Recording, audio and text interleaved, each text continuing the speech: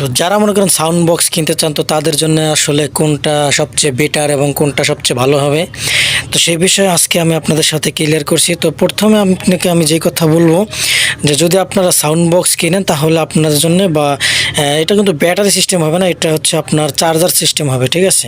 তো এই যে দেখতে পাচ্ছেন এখানে আপনার চার্জারের একটা সিস্টেম করা আছে, তারপরে হচ্ছে আপনার এটা দিয়ে আপনি কম্পিউটার সাথে কানেক্ট করতে পারবেন। এই যে দেখতে পাচ্ছেন এই যে ইউএসবি লেখা আছে, তারপর হচ্ছে আপনার ডিসি লেখা আছে, এটা হচ্ছে চার্জার। আর এখানে যে অফ অন দেখতে পাচ্ছেন এটা হচ্ছে আপনার সাউন্ড, মানে এটাকে লাইন চালু করে এবং অন অফ করার জন্য। তো যদি আপনারা 5 থেকে 700 টাকার ভিতরে কোনো সাউন্ড বক্স কিনতে চান তাহলে আমি বলবো যে এটা আপনাদের জন্য একদম বেস্ট একটা কোয়ালিটি, একদম পারফেক্ট। হ্যাঁ, এটা 500-700 টাকার ভিতরে অনেক সাউন্ড কোয়ালিটি ভালো এবং স্পষ্ট আপনি সাউন্ড দেখতে পারবেন বা শুনতে পারবেন। যারা কিনতে চান তারা আসলে এই বক্সটাই কিনবেন, কারণ এটা আসলে কোয়ালিটি সম্পূর্ণ একটা বক্স। তো এটার সাউন্ড অনেক সুন্দর হয়।